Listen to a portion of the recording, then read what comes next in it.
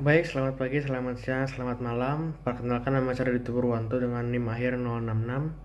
Pada video kali ini saya akan membahas tentang performance management and appraisal di chapter 7. Dengan kata lain, ini adalah manajemen kinerja dan penilaian kinerja.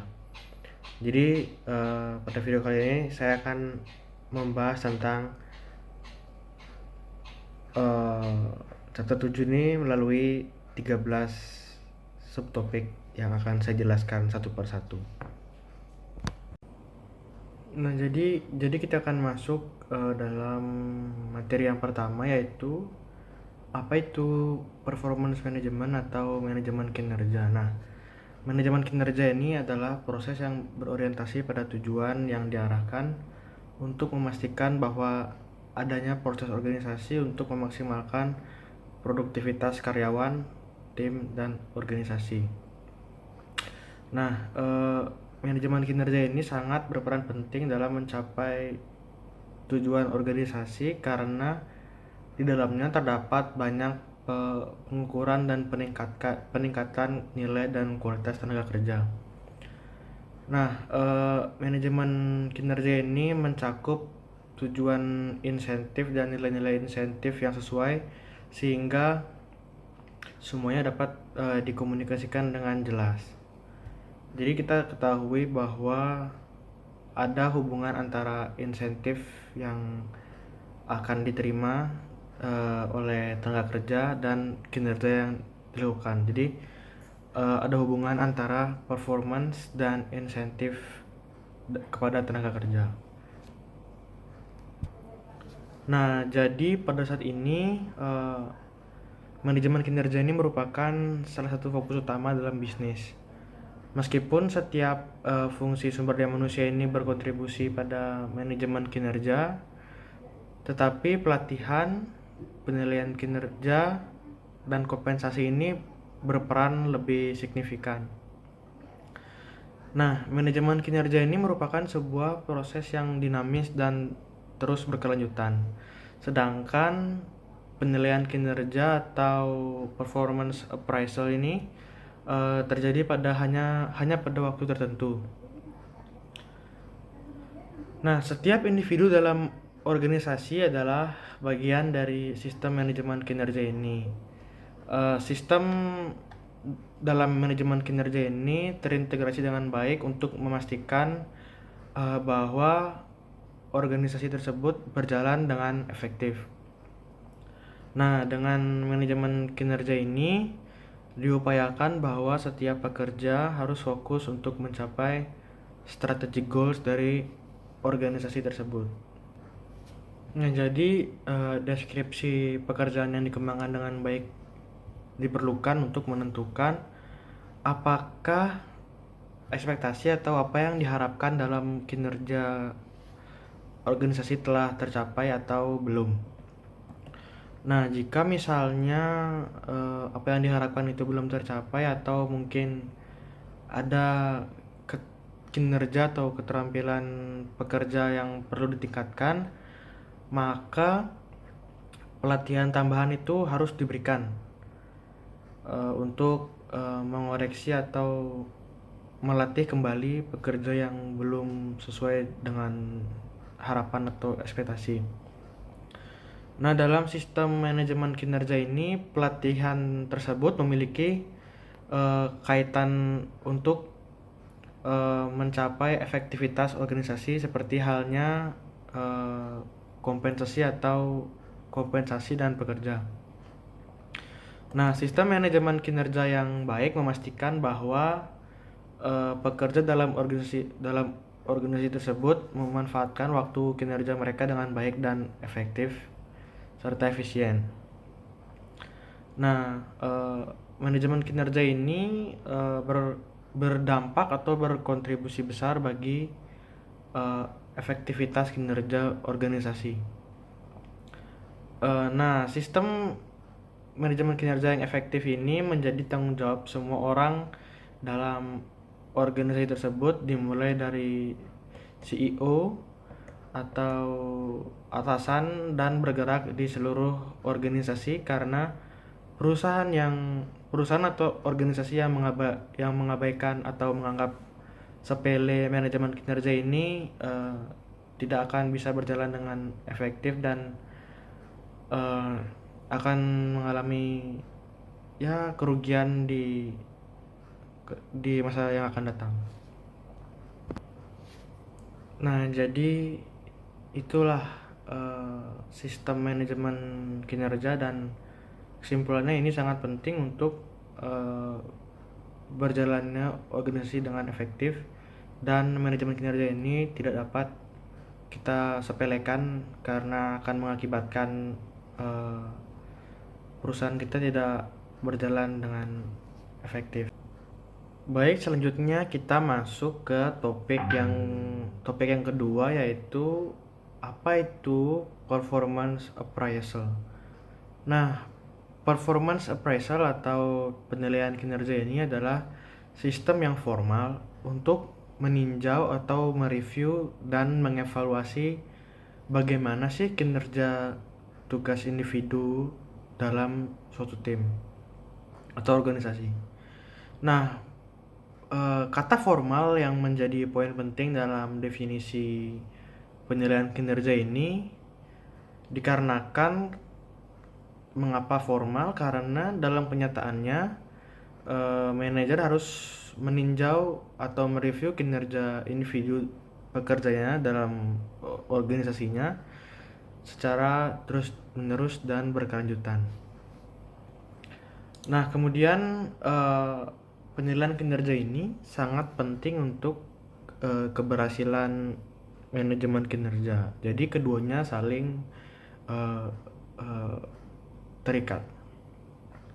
Meskipun penilaian kinerja ini hanyalah salah satu dari komponen yang ada dalam manajemen kinerja, namun penilaian kinerja ini merupakan komponen yang sangat penting karena secara langsung mencerminkan bagaimana strategic plan dari sebuah organisasi. Meskipun evaluasi kinerja tim sangat penting ketika ada dalam sebuah organisasi, fokus dari penilaian kinerja ini sebagian besar tetap ada di individu. Jadi fokus dari penilaian kinerja ini adalah penilaian individu. Terlepas dari penekanannya, sistem penilaian yang efektif ini mengevaluasi pencapaian dan memulai rencana untuk develop atau pengembangan goals, tujuan, dan objektif atau sasaran. Nah, jadi sebagian besar manajer mengandalkan teknik penilaian kinerja ini sebagai dasar untuk memberikan feedback, mendorong peningkatan kinerja, membuat keputusan, tentunya keputusan yang valid, melakukan PHK atau pemutusan hubungan kerja, mengidentifikasi pelatihan dan pengembangan, serta mempertahankan keputusan-keputusan yang bersifat personalia seperti kenapa si A ini dapat mendapatkan gaji yang lebih tinggi daripada teman-temannya, yaitu karyawan lain. Nah, jadi penilaian kinerja ini melayani banyak tujuan, dan peningkatan hasil dan efisiensi semakin penting di pasar yang sangat kompetitif secara global atau menyeluruh saat ini. Oleh karena itu, misalnya sebuah perusahaan mengabaikan program penilaian kinerja untuk menilai atau mereview bagaimana kinerja setiap orang atau setiap individu dalam perusahaannya, merupakan hal yang sangat keliru, karena ini merupakan komponen yang sangat penting dalam organisasi, terlebih dalam sistem manajemen kinerja. Nah, jadi selain itu, manajer juga harus mempertimbangkan masalah hukum dalam dalam penilaian kinerja ini. Nah, masalah hukum ini kita akan bahas di eh, topik setelah beberapa topik di bawah ini. Jadi, mengembangkan sistem penilaian kinerja yang efektif ini sudah dan akan terus dilakukan menjadi prioritas tinggi bagi manajemen kinerja. Nah, itu dia tentang performance appraisal atau penilaian kinerja. Jadi ini merupakan komponen yang sangat penting dalam sebuah sistem manajemen kinerja untuk uh, mereview bagaimana kinerja setiap individu dalam sebuah organisasi. Oke, kita lanjut ke topik ketiga, yaitu uh, apa saja sih kegunaan atau fungsi dari penilaian kinerja ini. Nah, jadi kan bagi banyak organisasi, tujuan utama dari sistem penilaian ini adalah untuk meningkatkan kinerja individu dan kinerja keseluruhan organisasi. Nah, masalah-masalah yang terjadi dengan eh, penilaian kinerja ini dan yang nantinya menyebabkan banyak ketidakpuasan adalah mengharapkan terlalu banyak dari satu rencana penilaian. Misalnya rencana yang efektif untuk mengembangkan karyawan mungkin bukan yang terbaik untuk menentukan kenaikan gaji. Namun sistem yang dirancang dengan baik dapat membantu mencapai tujuan organisasi dan meningkatkan kinerja karyawan. Bahkan data dari penilaian kinerja ini sangat berguna untuk hampir setiap bidang di sumber daya manusia. Nah, jadi berikut ini merupakan use atau kegunaan dari penilaian kinerja. Yang pertama, perencanaan sumber daya manusia.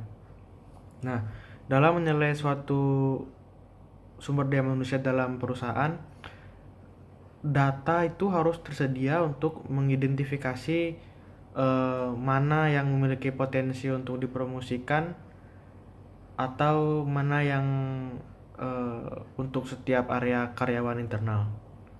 Nah, jadi melalui penilaian ini kita dapat mengetahui bahwa mungkin ada sejumlah pekerja yang tidak siap untuk memasuki sistem manajemen kinerja ini. Nah, rencana kemudian dapat kita buat untuk penekanan yang lebih besar pada pengembangan manajemen kinerja ini. Nah, jadi perencanaan yang sukses ini merupakan perhatian utama bagi semua perusahaan. Sistem penilaian yang dirancang dengan baik memberikan bentuk kekuatan dan kelemahan sumber daya manusia dalam organisasi untuk mendukung upaya perencanaan SDM ini. Yang kedua, kegunaannya itu adalah untuk pelatihan dan pengembangan. Nah, jadi dalam penilaian kinerja ini harus menunjukkan kebutuhan spesifik karyawan untuk pelatihan dan pengembangan. Misalnya jika sebuah pekerjaan membutuhkan keterampilan dalam penulisan teknis dan dalam penilaiannya diungkapkan bahwa terdapat kekurangan dalam faktor ini. Jadi pekerja yang memiliki kekurangan ini mungkin memerlukan pelatihan tambahan untuk mengatasi kekurangannya.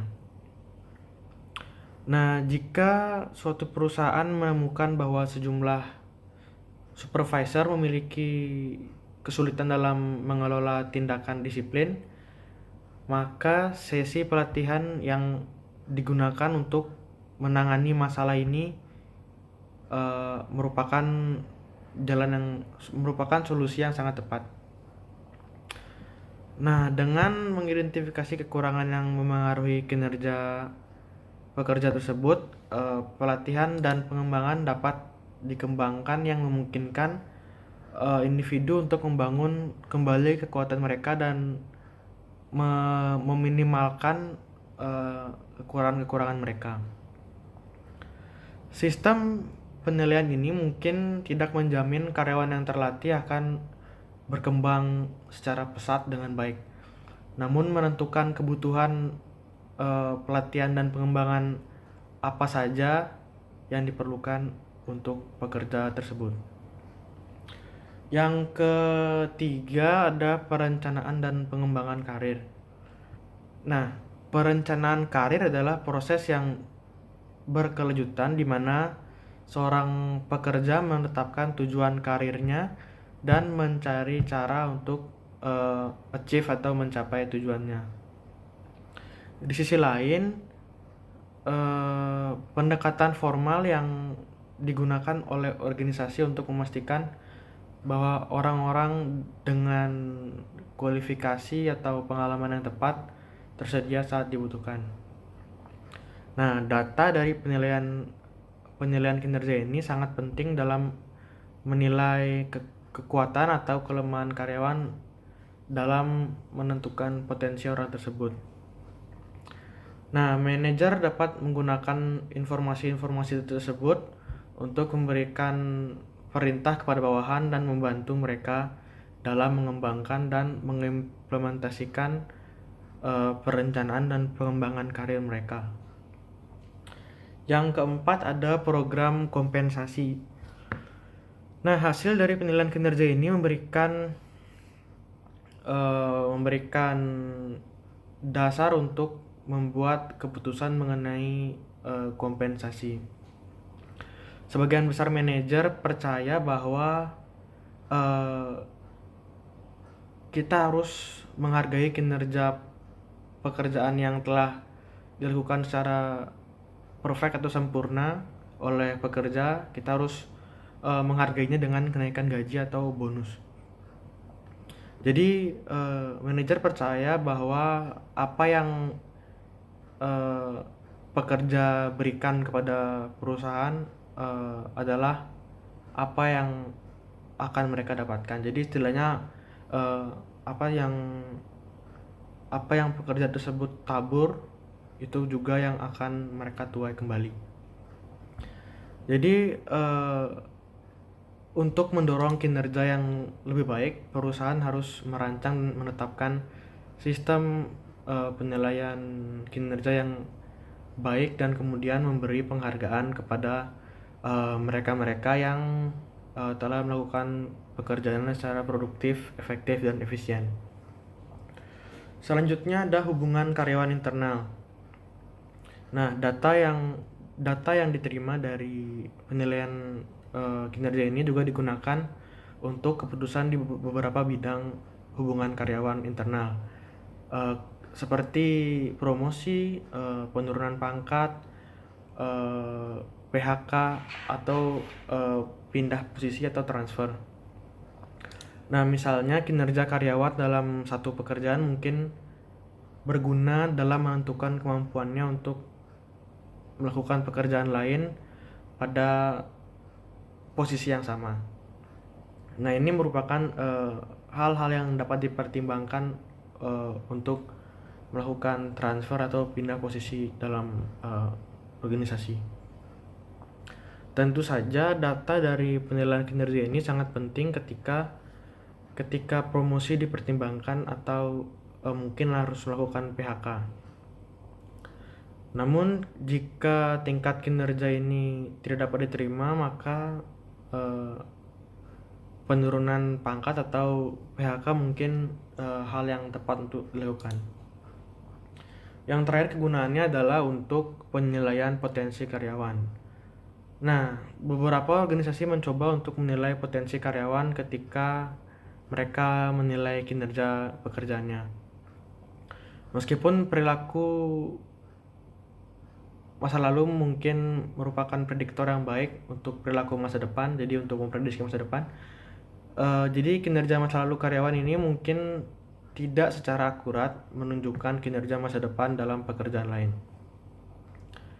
Tenaga penjual terbaik di perusahaan mungkin tidak memiliki apa yang diperlukan untuk menjadi manajer penjualan yang sukses, di mana tugasnya tentu berbeda karena tenaga penjual hanya langsung menjual sedangkan manajer penjualan ini lebih banyak mempertimbangkan keputusan. Jadi pengakuan masalah ini telah menyebabkan beberapa perusahaan memisahkan penilaian kinerja yang berfokus pada perilaku masa lalu dari penilaian potensi yang berorientasi di masa depan. Jadi itu merupakan kegunaan-kegunaan dari penilaian kinerja. Nah, selanjutnya kita akan membahas tentang proses penilaian kinerja. Jadi di buku halaman 190 ada figure 7.7/1 yang merupakan step by step dari proses penilaian kinerja. Di figur tersebut yang pertama itu identify specific performance and appraisal goals. Yang kedua ada establish performance criteria and communicate them to employees. Yang ketiga ada examine work perform. Yang keempat adalah appraise performance atau penilaian kinerja itu sendiri. Yang kelima ada discuss appraisal with employee, dan kembali lagi seperti cycle ke establish performance criteria and communicate them to employees. Nah, seperti yang ditunjukkan pada figur satu tersebut, titik awal untuk proses penilaian kinerja adalah mengidentifikasi tujuan kinerja tertentu atau spesifik. Sistem penilaian ini mungkin tidak dapat secara efektif menilai setiap tujuan yang diinginkan, sehingga harus memilih tujuan spesifik yang diyakini paling penting dan dapat dicapai secara realistis. Misalnya, beberapa perusahaan mungkin ingin fokus pada pengembangan karyawan, sedangkan perusahaan lain itu fokus pada penyesuaian pembayaran perusahaan. Nah, banyak perusahaan mengandalkan hasil penilaian kinerja ini untuk membantu menginformasikan keputusan untuk melakukan PHK, terutama setelah kinerja pekerjaan yang tidak memadai. Nah, dalam hal apapun, penilaian kinerja ini melayani tujuan pengembangan dan tujuan evaluatif atau salah satu di antaranya. Nah, langkah selanjutnya dalam siklus yang ditampilkan di figur 7/1 ini yaitu berlanjut dengan menetapkan performance kriteria atau kriteria kinerja dan mengomunikasikan apa yang menjadi harapan kinerja ini kepada mereka yang berkepentingan, dalam hal ini pegawai. Kemudian pekerjaan dilakukan seperti hari-hari biasa sembari supervisor menilai bagaimana kinerjanya. Nah, pada akhir periode penilaian, penilai meninjau kinerja dari pekerja dan mengevaluasinya terhadap standar kerja yang telah ditetapkan maksud saya. Nah, tinjauan ini membantu seberapa baik karyawan telah memenuhi standar kinerja ini. Kemudian juga menentukan alasan kekurangan dan membuat rencana untuk memperbaiki masalah. Pada tahap ini, tahap discuss appraisal with employee ini, tujuan ditetapkan untuk periode evaluasi berikutnya, yaitu kembali ke siklus berulang, ke siklus nomor 2, yaitu establish performance criteria and communicate them to employees, atau menetapkan kriteria kinerja standar. Nah, itu merupakan bagaimana proses penilaian kinerja. Kemudian dalam topik berikutnya akan dibahas tentang tahap kedua, yaitu establish performance criteria atau standards. Baik, selanjutnya kita masuk ke materi kelima yaitu menentukan atau mengidentifikasi kriteria kinerja standar. Jadi sistem manajemen harus dengan hati-hati untuk memilih kriteria kinerja, karena kriteria kinerja ini berkaitan dengan pencapaian tujuan perusahaan. Jadi kriteria penilaian yang paling umum digunakan dalam penilaian kinerja adalah sifat, perilaku, kompetensi, pencapaian tujuan, dan potensi peningkatan. Yang pertama, ciri-ciri, perilaku, dan kompetensi. Jadi ciri-ciri, perilaku, dan kompetensi ini sering digunakan sebagai standar dalam penilaian kinerja. Ciri-ciri mewakili kecenderungan individu untuk berpikir,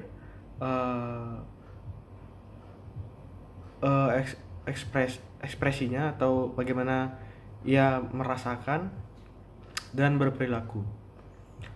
Dan banyak ciri biasanya dianggap diciptakan secara biologis atau telah mendarah daging dengan individu, seperti contohnya orang yang introvert atau ekstrovert, orang yang kurang teliti atau orang yang teliti. Perilaku biasanya dipandang sebagai hasil dari berbagai sumber termasuk sifat dan konteks situasional. Misalnya, ada orang yang sangat berhati-hati dalam melakukan sesuatu, itu cenderung terlibat dalam perilaku yang mengarah pada bagaimana orang tersebut menyelesaikan pekerjaannya secara tepat waktu, dibandingkan dengan seseorang yang kurang teliti, karena kesadaran ini berhubungan erat dengan ketaatan. Jadi karyawan yang cenderung kurang hati-hati ini dapat meningkatkan pemahaman mereka dalam situasi di mana mereka memiliki kesempatan untuk mendapatkan bonus berbasis kinerja yang substansial daripada dalam situasi yang bayarannya sama, terlepas dari perbedaan kinerja. Nah, suatu perilaku mungkin telah diturunkan dari orang tua atau dipelajari dari teman-teman yang signifikan atau dari lingkungan tertentu. Perilaku itu dapat diubah, tetapi sifat-sifat biasanya agak susah. Seringkali orang yang telah bergabung dalam pendidikan militer akan mengalami lebih banyak perubahan perilaku sebelum kembali ke kehidupan seperti biasa.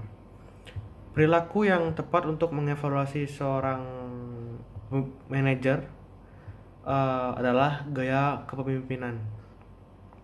Untuk individu yang bekerja dalam tim, mengembangkan orang lain, kerja tim atau kerjasama,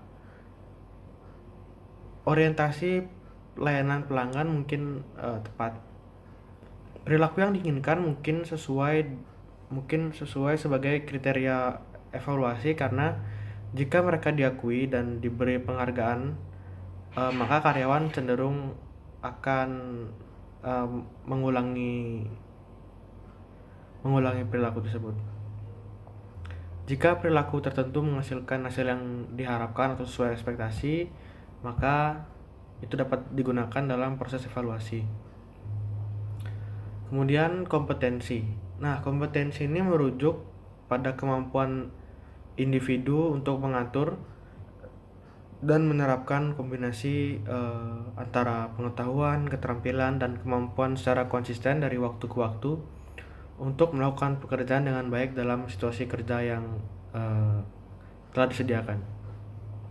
Kompetensi ini mungkin saja bersifat teknis, berhubungan dengan keterampilan interpersonal atau berorientasi bisnis. Misalnya, pemikiran analitis dan orientasi pencapaian mungkin penting dalam pekerjaan yang profesional. Dalam pekerjaan kepemimpinan, kompetensi yang relevan mungkin termasuk pengembangan bakat dan keterampilan bagaimana memanage orang. Kompetensi yang dipilih untuk tujuan evaluasi haruslah kompetensi yang terkait dengan keberhasilan pekerjaan. Kemudian ada pencapaian tujuan. Jika organisasi menganggap tujuan lebih penting, maka hasil pencapaian tujuan tersebut harus menjadi faktor yang tepat untuk dievaluasi. Jadi hasil yang ditetapkan harus berada dalam kendali individu atau tim dan harus menjadi hasil yang mengarah pada keberhasilan perusahaan. Pada level atas, tujuan mungkin berhubungan dengan aspek keuangan perusahaan seperti laba atau cash flow atau arus kas. Dan pertimbangan pasar seperti posisi di pasar. Pada tingkat organisasi yang lebih rendah, hasilnya mungkin memenuhi persyaratan kualitas pelanggan dan memberikan sesuai dengan apa yang telah dijanjikan. Kemudian ada potensi peningkatan. Ketika organisasi mengevaluasi kinerja karyawan mereka, banyak kriteria yang digunakan berfokus pada apa yang telah lampau atau fokus pada masa lalu. Nah, dari sudut pandang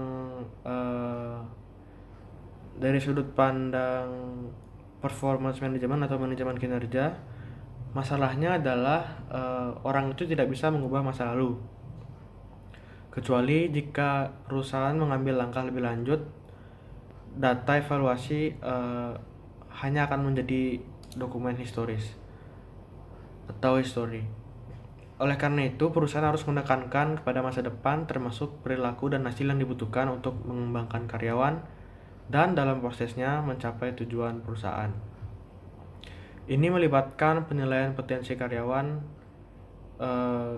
karena memasukkan potensi dalam proses evaluasi membantu memastikan perencanaan dan pengembangan karir yang lebih efektif. Nah, selanjutnya kita akan membahas tentang siapa saja sih yang bertanggung jawab untuk atau terhadap penilaian kinerja ini. Nah, seringkali bagian Departemen Sumber Daya Manusia bertanggung jawab untuk mengkoordinasikan dan mengimplementasikan program-program penilaian kinerja. Namun, supervisor juga harus memainkan peran kunci dari awal hingga akhir. Nah, orang-orang ini biasanya melakukan penilaian dan mereka harus secara langsung berpartisipasi dan dalam mengembangkan program jika ingin program penilaian ini berhasil. Yang pertama, atasan. Penilaian secara atasan menilai bawahan sudah secara tradisional menjadi pilihan paling logis untuk mengevaluasi kinerja. Dan ini kadang menjadi masalah. Pengawas atau penilai biasanya dalam posisi yang sangat baik untuk mengamati kinerja pekerjaan karyawan. Dan pengawas atau penilai ini memiliki tanggung jawab untuk mengelola unit tertentu. Nah, ketika orang lain memiliki tugas mengevaluasi bawahan, maka wewenang dari atasan tersebut dapat dirusak. Selain itu, T&D, Training and Development atau pelatihan pengembangan bawahan, merupakan elemen penting dalam pekerjaan setiap manajer. Dan seperti yang telah disebutkan sebelumnya, program penilaian kinerja dan pengembangan karyawan ini terkait sangat erat. Yang kedua, subordinate atau bawahan. Secara umum, budaya evaluasi oleh bawahan kadang dipandang secara negatif. Namun pemikiran ini agak berubah. Beberapa perusahaan menyimpulkan bahwa evaluasi manajer oleh bawahan adalah cara yang layak dan sangat dibutuhkan. Mereka beralasan bahwa bawahan berada dalam posisi yang sangat baik untuk melihat efektivitas manajerial atasan mereka. Jadi orang-orang yang mendukung ini percaya bahwa ini mengarahkan supervisor untuk menjadi sangat sadar akan kebutuhan kelompok kerja dan melakukan pekerjaan pengelolaan yang lebih baik. Dalam lingkungan pendidikan tinggi, itu adalah praktik umum bagi dosen untuk dievaluasi oleh siswa. Ini untuk memastikan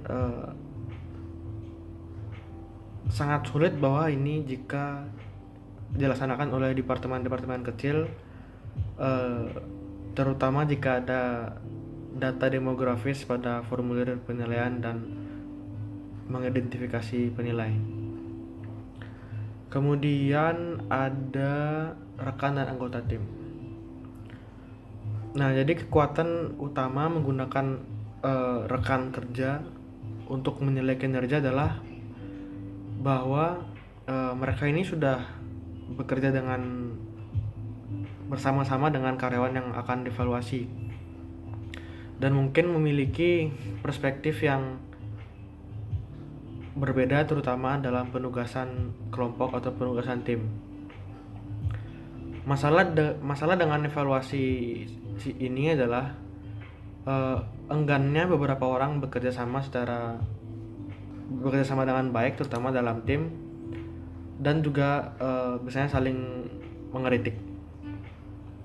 Di sisi lain, jika ada perselisihan antara seorang karyawan dengan yang lain, kemungkinan ia akan melakukan istilahnya buka kartu yang menghasilkan evaluasi yang tidak adil. Masalah lain yang menyangkut tentang sistem penilaian antara rekan dan anggota tim ini adalah rekan yang keduanya jarang berinteraksi dan kekurangan informasi sehingga sulit untuk membuat penilaian yang akurat. Kemudian adalah menilai diri sendiri. Jika karyawan memahami tujuan mereka dan kriteria yang digunakan untuk evaluasi, maka mereka berada dalam posisi yang sangat baik untuk menilai kinerja mereka sendiri. Banyak orang tahu apa yang mereka lakukan dengan baik di pekerjaan dan apa yang kira-kira perlu mereka tingkatkan. Jika mereka memiliki kesempatan, mereka akan mengkritik kinerja mereka sendiri secara objektif dan mengambil tindakan untuk memperbaikinya. Seringkali karyawan lebih keras terhadap diri mereka sendiri daripada yang seharusnya dilakukan oleh supervisor. Juga karena pengembangan karyawan adalah pengembangan diri, karyawan yang menilai dirinya sendiri mungkin lebih termotivasi. Penilaian diri memberi karyawan sarana untuk memberi informasi kepada atasan tentang apa saja yang telah mereka lakukan selama periode penilaian ini. Kemudian penilaian oleh pelanggan. Perilaku pelanggan menentukan tingkat keberhasilan perusahaan. Oleh karena itu, beberapa organisasi percaya bahwa penting untuk mendapatkan input kinerja dari sumber pelanggan ini. Jadi organisasi menggunakan pendekatan ini karena menunjukkan komitmen kepada pelanggan. Kemudian untuk meminta pertanggungjawaban karyawan dan mendorong perubahan. Sasaran yang terkait dengan pelanggan untuk eksekutif umumnya bersifat luas, strategis, sedangkan target untuk karyawan tingkat bawah cenderung lebih spesifik. Jadi penting untuk membuat karyawan berpartisipasi dalam menetapkan tujuan mereka dan hanya memasukkan faktor-faktor yang ada dalam kendali karyawan. Kemudian ada umpan balik 360 derajat. Ini dapat diartikan adalah umpan balik yang menyeluruh. Jadi selain penting, metode evaluasi feedback atau umpan balik yang menyeluruh ini didasarkan pada ketergantungan berbagai sumber untuk memberikan informasi tentang kinerja karyawan. Metode feedback menyeluruh ini tidak dapat disamakan seperti ulasan review kinerja yang tradisional yang memberikan umpan balik atau feedback kepada karyawan hanya dari supervisor. Jadi feedback menyeluruh ini memberikan pandangan menyeluruh bagi setiap perusahaan. Banyak perusahaan menggunakan hasil dari program feedback menyeluruh ini tidak hanya untuk aplikasi konvensional, tetapi juga untuk perencanaan suksesi, pelatihan, dan pengembangan profesional. Jadi itu orang-orang yang bertanggung jawab terhadap penilaian kinerja. Lanjut ke topik berikutnya, yaitu periode penilaian kinerja. Jadi evaluasi kinerja formal biasanya disiapkan pada interval waktu tertentu. Meskipun tidak ada yang wah atau tidak ada yang spesial tentang periode untuk penilaian formal, di sebagian besar perusahaan hal ini terjadi baik per tahun atau per setengah tahun. Yang lebih penting, bagaimanapun hal ini merupakan interaksi yang berkelanjutan, termasuk pembinaan dan kegiatan pengembangan lainnya yang berlanjut sepanjang periode penilaian kinerja. Jadi manajer harus dikondisikan untuk memahami bahwa mengelola kinerja adalah proses yang berkelanjutan yang dibangun ke dalam pekerjaan mereka sehari-hari. Dalam situasi bisnis saat ini, perusahaan mungkin ingin mempertimbangkan pemantauan kinerja lebih sering. Banyak perubahan yang terjadi begitu cepat sehingga karyawan perlu melihat tujuan dan peran mereka sendiri sepanjang tahun untuk melihat apakah ada perubahan atau tidak. Contohnya, Southwest Airlines telah meminta manajer-manajernya untuk melakukan check-in penilaian secara bulanan daripada semi tahunan.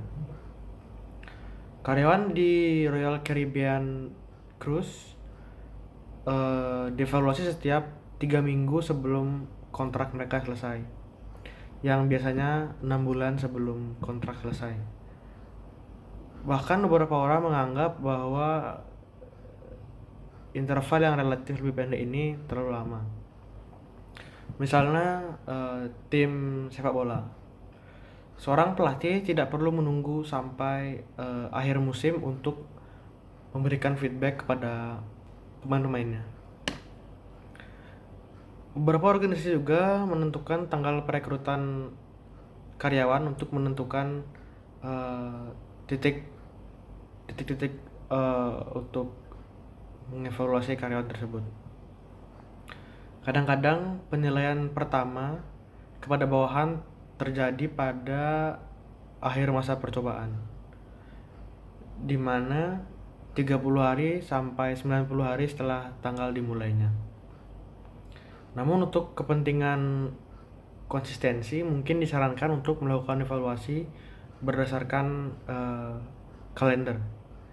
Jika perusahaan tidak melakukan semua penilaian pada saat yang sama, mungkin tidak mungkin untuk membuat perbandingan yang dibutuhkan antara karyawan. Nah, memberikan umpan balik kinerja kepada karyawan sangatlah penting. Dalam sebuah video dijelaskan proses Weather Channel di mana penilaian direkomendasikan untuk dilakukan secara berkelanjutan, terus-menerus, sehingga karyawan selalu tahu di mana dia berdiri dan sejauh apa dia sesuai dengan apa yang diharapkan dan seberapa baik dia melakukan kinerjanya. Dengan cara ini, karyawan dapat menantikan ulasan kinerja yang menjadi konfirmasi resmi dari semua kemajuan yang telah dibuat oleh karyawan di bawah hubungan penilaian dan feedback yang berkelanjutan dengan manajer karyawan. Jadi itu merupakan periode penilaian kinerja atau performance appraisal. Kemudian kita masuk ke bagaimana memilih metode penilaian kerja. Jadi berbagai metode selanjutnya disajikan seolah-olah mereka terpisah dan berbeda ketika dalam kenyataannya masing-masing dapat digunakan bersama dengan metode lain. Misalnya metode feedback menyeluruh dapat menggabungkan bagian-bagian skala peringkat. Ada beberapa pendekatan untuk menilai kinerja karyawan. Penting untuk mengelompokkan mereka ke dalam kategori sesuai dengan apa yang dirancang untuk dinilai. Metode penilaian kinerja ini terbagi dalam 4 kategori. Yang pertama, sistem karakter atau trait. Jadi sistem sifat meminta penilai untuk mengevaluasi sifat atau karakteristik masing-masing karyawan. Misalnya kualitas pekerjaan, jumlah pekerjaan, penampilan, teamwork, inisiatif, kepemimpinan, pembuat keputusan, atau kreativitas.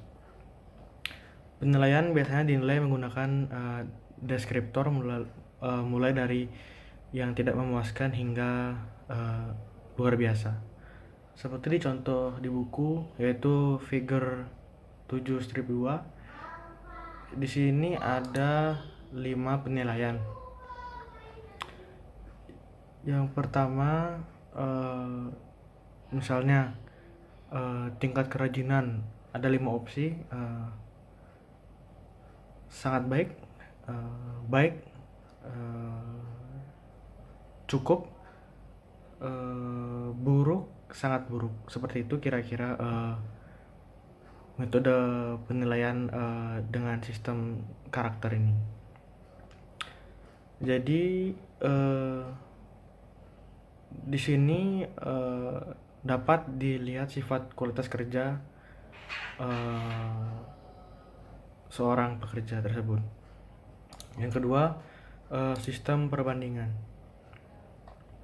Sistem perbandingan mengevaluasi kinerja karyawan tertentu dengan membandingkan dirinya dengan karyawan lain. Jadi karyawan diberi peringkat dari yang berkinerja terbaik hingga yang paling buruk. Dalam bentuk sederhana, pengawas memberi peringkat pada setiap karyawan dan menetapkan hierarki kinerja sehingga karyawan dengan kinerja terbaik menerima peringkat tertinggi. Karyawan dapat diberi peringkat berdasarkan kinerja keseluruhan atau berbagai sifat. Nah, misalnya 3 kategori yang digunakan adalah kinerja terbaik, kinerja sedang atau baik, dan kinerja buruk. Seperti di sini contohnya ada di figure 77-3. Jadi di sini ada instruksi untuk rate atau menilai kinerja selama 3 bulan terakhir dari 15 pekerja sebagai animal keeper. Jadi di sini dibandingkan dari 5 tugas yang telah diberikan. Jadi akan diurutkan siapa yang paling baik, paling kerjanya paling sempurna, kemudian yang baik, kemudian yang cukup, yang buruk, dan yang sangat buruk. Jadi yang bisa melakukan 5 pekerjaan akan mendapatkan peringkat di sini superior, dan melakukan 4 pekerjaan above average atau di atas rata-rata. Yang ketiga hanya bisa melakukan 3 pekerjaan, hanya mendapatkan average. Yang keempat below average, hanya melakukan 2 pekerjaan. Dan yang terakhir yang paling buruk atau poor, hanya melakukan 1 pekerjaan. Kemudian di sini selanjutnya ada sistem perilaku. Jadi sistem perilaku ini menilai karyawan sejauh mana mereka menampilkan perilaku kinerja yang positif atau yang baik. Berbeda dengan metode sifat atau perbandingan, metode perilaku ini menilai kinerja secara objektif. Ketika dikembangkan dengan benar dan diterapkan, model perilaku ini memberikan hasil yang relatif bebas dari kesalahan dan bias dari penilai. 3 jenis sistem utama sistem perilaku adalah teknik insiden kritis, skala penilaian perilaku, dan skala observasi perilaku. Kemudian yang terakhir ada sistem berbasis hasil. Jadi metode penilaian kinerja berbasis hasil fokus pada hasil yang terukur seperti penjualan individu atau tim. Kemudian ada peringkat layanan pelanggan, produktivitas, mengurangi insiden kecelakaan kerja di tempat kerja, dan sebagainya. Nah, pemilihan hasil sangat tergantung pada 3 faktor. Yang pertama adalah relevansi hasil yang dapat digunakan untuk menilai kemajuan perusahaan. Yang kedua adalah keandalan yang hasil dapat diukur. Dan yang ketiga adalah sejauh mana hasil pengukuran benar-benar merupakan ukuran kinerja di mana seorang karyawan memiliki potensi. Kemudian manajemen berdasarkan sasaran atau MBO. Ini mungkin bisa menjadi teknik penilaian kinerja yang paling efektif karena pengawas dan karyawan menentukan tujuan yang harus dipenuhi karyawan selama periode penilaian, dan karyawan menilai seberapa baik mereka telah mencapai tujuan mereka. Jadi manajemen berdasarkan sasaran ini digunakan terutama untuk karyawan manajerial dan profesional, dan biasanya mengevaluasi kemajuan karyawan menuju tujuan perencanaan strategis. Nah, itu merupakan berbagai metode penilaian. Berikutnya kita masuk ke masalah-masalah yang dapat terjadi di dalam penilaian kinerja. Nah, jadi penilaian kinerja ini terus-menerus mendapatkan kritik. Skala penilaian ini nampaknya jadi alasan kenapa penilaian kinerja ini terus-menerus dikritik. Namun banyak masalah yang biasa disebutkan tidak eksklusif untuk metode penilaian, melainkan mencerminkan implementasi yang tidak tepat. Berikut ini beberapa masalah yang umum terjadi di penilaian kinerja. Yang pertama ada ketidaknyamanan penilai. Melakukan penilaian kinerja ini merupakan tugas yang sangat membuat manajer frustasi. Jika sistem penilaian ini memiliki konsep yang salah atau tidak tepat, maka karyawan akan takut menerima penilaian dan manajer akan membenci, akan enggan untuk memberikannya. Bahkan beberapa manajer selalu membenci pilihan sulit, dokumen-dokumen, soal-soal, dan ketidaknyamanan yang sering terjadi di dalam proses penilaian ini. Yang kedua ada subjektivitas evaluasi kinerja. Jadi kelemahan potensial dari metode-metode di penilaian kinerja ini adalah penilaian ini kurang objektif. Sebagai contoh, yang umum digunakan seperti penilaian sifat, perilaku, dan kompetensi itu hampir tidak mungkin diukur dengan secara objektif. Selain itu, faktor-faktor ini kadang tidak ada hubungannya dengan kinerja pekerjaan karyawan. Meskipun subjektivitas akan selalu ada dalam metode penilaian karyawan berdasarkan karakteristik pribadi dan menempatkan penilai dan perusahaan pada posisi yang tidak dapat dipertahankan dengan karyawan dan pedoman kesempatan kerja yang setara. Nah, jadi ada beberapa kesalahan yang sering dilakukan oleh penilai dalam proses penilaian kinerja. Yang pertama ada kesalahan bias. Kesalahan evaluasi yang terjadi ketika pemberi mengevaluasi karyawan berdasarkan pendapat negatif atau positif pribadi daripada kinerja kinerja karyawan yang nyata. Jadi kesalahan bias ini terjadi karena karena penilai tidak menilai sesuai dengan kinerja aktual, melainkan melalui opini pribadi. Yang kedua ada kesalahan kontras. Kesalahan kontras ini adalah kesalahan penilai di mana penilai membandingkan seorang karyawan dengan karyawan lain daripada dengan standar kinerja yang telah ditetapkan. Kemudian yang ketiga ada kesalahan kecenderungan sentral, yaitu kesalahan penilaian evaluasi yang terjadi ketika karyawan dinilai salah dalam mendekati rata-rata atau menengah skala penilaian. Yang keempat ada kesalahan keringanan hukuman dan ketatnya hukuman. Nah, ini memberikan peringkat penilaian kinerja yang sangat tinggi dan tidak pantas kepada seorang karyawan. Kemudian juga menjadi terlalu kritis terhadap kinerja karyawan. Kemudian ada juga kecemasan karyawan. Jadi proses penilaian kinerja ini atau evaluasi ini juga dapat menimbulkan kecemasan bagi karyawan yang dinilai. Ini dapat berupa ketidakpuasan, apatis dan pergantian karyawan. Dalam hal terburuk, gugatan juga bisa dapat diajukan berdasarkan ketidakadilan yang dirasakan oleh karyawan tersebut. Jadi jika kita mensurvei karyawan biasa, mereka akan tahu bahwa penilaian kinerja adalah cara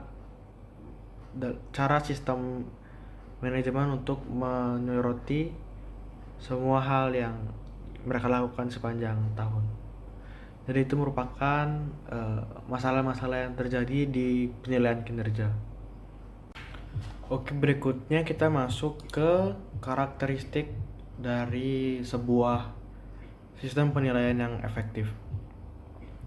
Jadi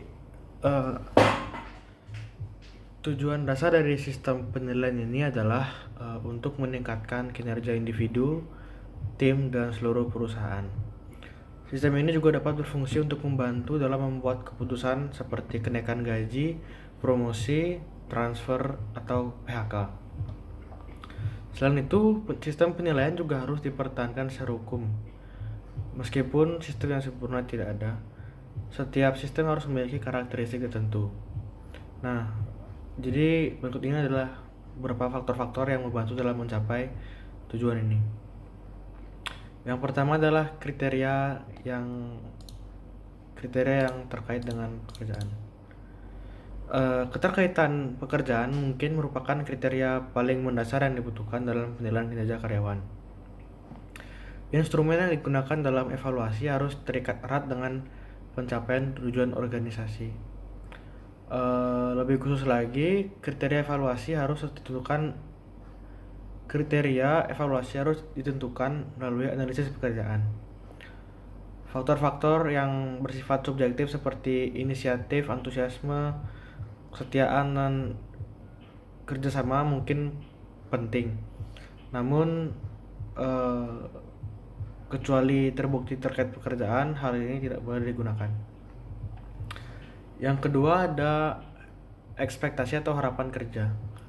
Jadi karyawan harus memahami lebih dulu apa yang diharapkan dari mereka. Bagaimana karyawan dapat berfungsi secara efektif jika mereka tidak tahu apa yang sedang mereka nilai. Di sisi lain, jika karyawan memahami apa yang diharapkan dari mereka dengan jelas, mereka dapat mengevaluasi kinerja mereka sendiri dan membuat penyesuaian tepat waktu saat mereka melakukan pekerjaan mereka tanpa harus menunggu tinjauan evaluasi yang formal. Kemudian ada standarisasi.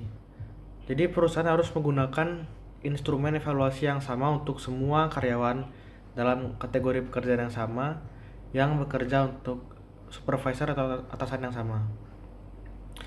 Supervisor juga harus melakukan penilaian yang mencakup periode yang sama untuk seluruh karyawan ini. Sesi feedback yang dijadwalkan secara teratur dan wawancara penilaian untuk semua karyawan adalah penting. Sebagian besar perusahaan yang sudah besar membutuhkan eh, kelompok-kelompok pengawas untuk berkumpul bersama untuk membuat sebuah standar dalam peninjauan kinerja karyawan. Mereka mereka berpendapat bahwa alasan dibalik peringkat kinerja masing-masing karyawan dan menyesuaikannya untuk memastikan bahwa mereka mencerminkan standar dan harapan atau ekspektasi yang sama. Kemudian adalah penilaian terlatih. Jadi kekurangan umum dalam sistem penilaian kinerja ini adalah penilai itu sendiri jarang menerima pelatihan terkait dengan bagaimana melakukan evaluasi yang efektif. Pelatihan harus menjadi proses yang berkelanjutan untuk memastikan bahwa penilai ini akurat dan konsisten. Ini harus mencakup bagaimana cara menilai karyawan dan bagaimana melakukan wawancara penilaian yang benar. Instruksi juga harus agak rinci dan pentingnya membuat peringkat yang objektif dan tidak memihak. Kemudian komunikasi yang terbuka secara berkelanjutan. Sebagian besar karyawan memiliki kebutuhan yang kuat untuk mengetahui seberapa baik kinerja mereka. Sistem penilaian yang baik memberikan feedback yang sangat diinginkan secara berkelanjutan. Jadi meskipun ketika sesuatu yang baru muncul selama wawancara penilaian, manajer mungkin tidak melakukan pekerjaan yang cukup baik berkomunikasi dengan karyawan selama periode penilaian.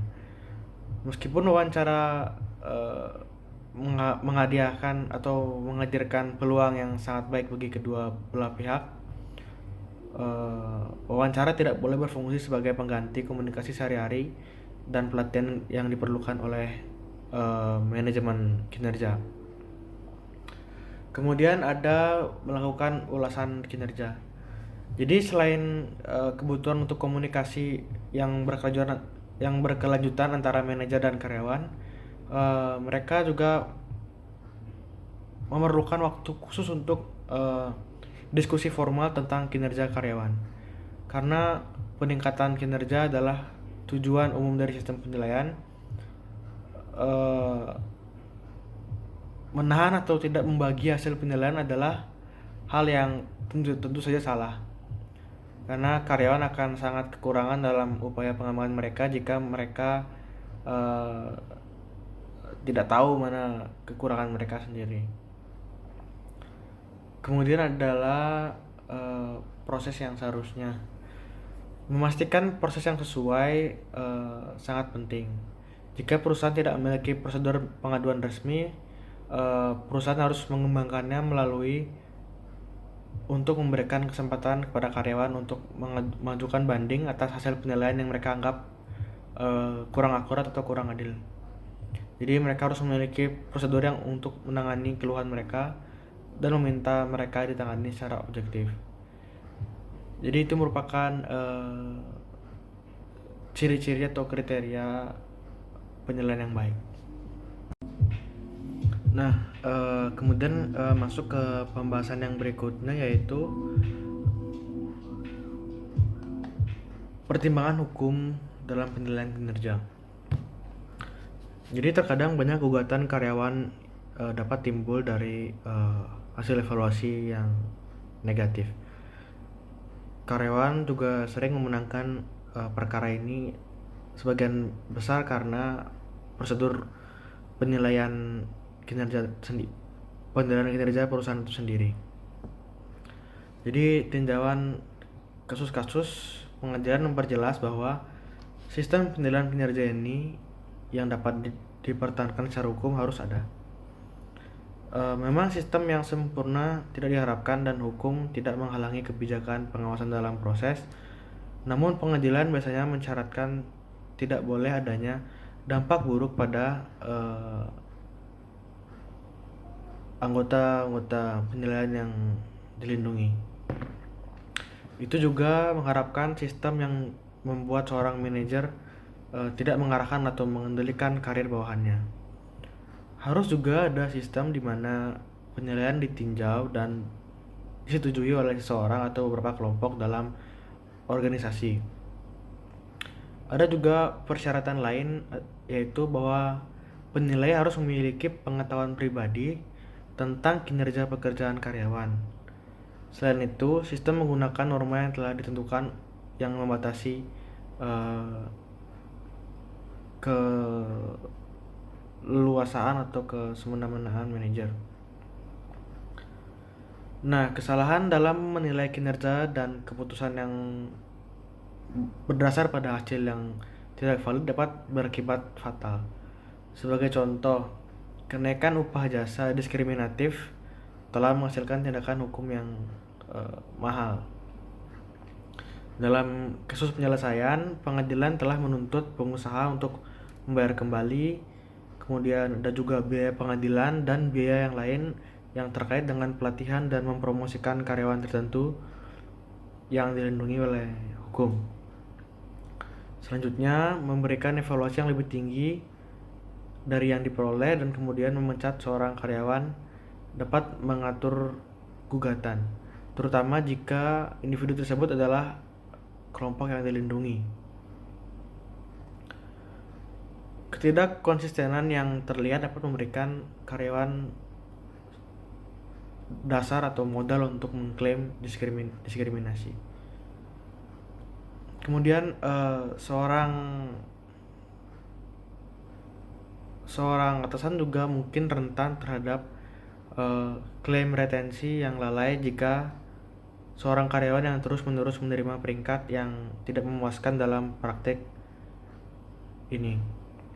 Misalnya ia disimpan dalam daftar gajinya dan menyebabkan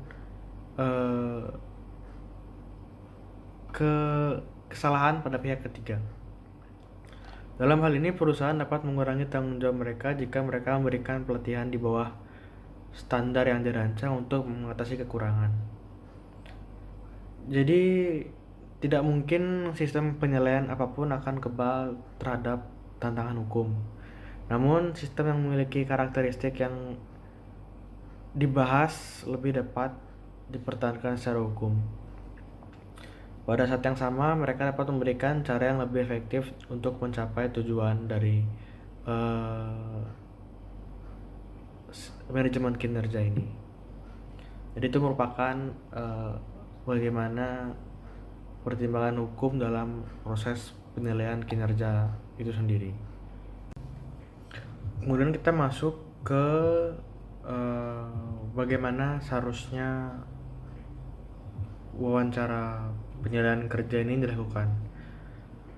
Jadi wawancara penilaian adalah kelemahan dari seluruh proses evaluasi. Bahkan sisi penilaian seringkali menciptakan perselisihan dan dapat merugikan daripada menguntungkan hubungan antara karyawan dan manajer. Nah, jadi untuk meminimalkan kemungkinan perasaan yang seperti ini, pertemuan face to face dan tinjauan tertulis harus memiliki peningkatan kinerja, bukan kritik sebagai tujuan mereka. Manajer yang meninjau harus menggunakan semua kebijaksanaan yang dapat dikerahkan dalam membahas bidang-bidang yang perlu diperbaiki. Jadi yang pertama harus menjadwalkan wawancara. Pengawas biasanya melakukan wawancara penilaian formal pada akhir periode penilaian. Harus diperjelas kepada karyawan tentang apa pertemuan tersebut. Karyawan biasanya tahu kapan wawancara mereka akan berlangsung, dan kecemasan mereka cenderung meningkat jika atasan mereka tiba-tiba menunda rapat. Kemudian ada struktur wawancara. Wawancara penilaian yang sukses harus disusun sedemikian rupa sehingga memungkinkan supervisor dan bawahan untuk melihatnya sebagai sesi pemecahan masalah daripada sesi pencarian kesalahan. Jadi manajer memiliki beberapa tujuan ketika merencanakan wawancara penilaian. Tentu saja kinerja karyawan harus didiskusikan dengan fokus pada pencapaian spesifik. Selain itu, karyawan harus dibantu dalam menetapkan tujuan dan rencana pengembangan pribadi untuk periode penilaian berikutnya. Manajer harus merencanakan atau menyarankan cara untuk mencapai tujuan yang ditetapkan, termasuk dukungan juga dari manajer dan dari perusahaan. Kemudian ada penggunaan pujian dan kritik. Beberapa manajer percaya bahwa mereka harus fokus pada hal-hal negatif, namun berfokus pada kelemahan berpotensi merusak hubungan dengan bawahan. Tidak ada sih yang mau wawancara panjang di mana mereka terus-menerus dikritik dengan tidak berhenti-berhenti. Jadi jika ini terjadi, maka seorang mungkin akan berkata, jika saya seburuk ini, mending saya mencari pekerjaan yang lain, dan itu bukan merupakan sebuah solusi. Kemudian ada peran karyawan atau sisi karyawan. Jadi dari sisi karyawan ini, mereka harus membaca buku harian atau arsip mereka dan mencatat semua proyek yang dikerjakan, baik itu yang berhasil maupun tidak. Jadi sumber daya terbaik bagi karyawan dalam mempersiapkan diri untuk mempersiapkan review penilaian adalah untuk menyiapkan daftar cara kreatif mereka yang telah menyelesaikan masalah dengan sumber daya yang terbatas. Mereka akan terlihat sangat baik jika mereka dapat menunjukkan bagaimana pekerjaan mereka berkontribusi pada nilai perusahaan. Kemudian ada menyimpulkan wawancara. Idealnya karyawan akan meninggalkan atau menyudahi wawancara dengan perasaan positif tentang sistem manajemen perusahaan, pekerjaan, dan diri mereka sendiri. Nah, jika pertemuan menghasilkan ego yang banyak, maka prospek untuk meningkatkan kinerja akan suram. Meskipun kita tidak dapat mengubah perilaku di masa lalu, kinerja yang akan datang merupakan masalah yang lain. Jadi wawancara harus diakhiri dengan rencana spesifik dan disepakati bersama untuk pengembangan karyawan. Manajer juga harus meyakinkan bahwa karyawan yang membutuhkan pelatihan tambahan, agar dipastikan bahwa pelatihan itu akan dilaksanakan dan mereka akan mendapatkan dukungan penuh dari atasan-atasan mereka. Jadi itulah merupakan bagaimana seharusnya penilaian kinerja itu harus dilaksanakan. Kemudian yang terakhir kita masuk bagaimana budaya nasional, budaya sebuah bangsa memengaruhi penilaian kinerja. Jadi penilaian kinerja adalah bidang dalam manajemen sumber daya manusia yang memiliki masalah khusus ketika diterjemahkan ke dalam lingkungan budaya negara yang berbeda-beda. Penggunaan penilaian kinerja di Amerika Serikat cenderung baru dilaksanakan dibandingkan dengan negara-negara yang lebih tua. Di Amerika Serikat, PA atau penilaian kinerja ini resmi mulai digunakan secara sistematis menjelang awal abad ke-20. Namun di Cina, penilaian kinerja telah berkembang selama berabad-abad. Pada awal abad ketiga, seorang filsuf Tiongkok yang bernama Xin Yu mengkritik seorang penilai yang bersifat bias yang diperkerjakan oleh dinasti Wei dengan mengatakan, penilai Kesultanan 9 kelas jarang menilai manusia menurut jasa mereka, tetapi selalu menurut suka atau tidak suka. Jadi manajer Cina memiliki gagasan yang berbeda tentang kinerja daripada manajer-manajer barat, karena perusahaan-perusahaan di Cina cenderung fokus pada penilaian pada kriteria yang berbeda. Manajer Cina nampaknya mendefinisikan kinerja dalam hal karakteristik pribadi seperti kesetiaan atau kepatuhan, bukan dengan pengukuran hasil. Jadi penilaian kinerja Cina sangat menekankan karakteristik moral. Di sisi lain, penilaian kinerja di Barat berupaya untuk membantu mencapai tujuan organisasi, dan ini diperoleh dengan berkonsentrasi pada hasil dan perilaku individu yang terkait dengan pencapaian tujuan-tujuan organisasi tersebut. Budaya juga berperan penting dalam keberhasilan dan kegagalan penilaian kinerja. Di Timur Tengah ada pandangan yang disebut wasta, yang secara signifikan memengaruhi bagaimana bisnis dijalankan. Jadi wasta ini mengacu pada penggunaan bantuan timbal balik alih-alih untuk pantas menyelesaikan sesuatu. Karena wasta ini mengacu pada hubungan timbal balik, ia tetap dilakukan di masyarakat dan ia memiliki efek yang besar di bidang sumber daya manusia, terutama pada proses penilaian kinerja. Jadi itu merupakan bagaimana beberapa budaya nasional memengaruhi penilaian kinerja, dan itu sekaligus menutup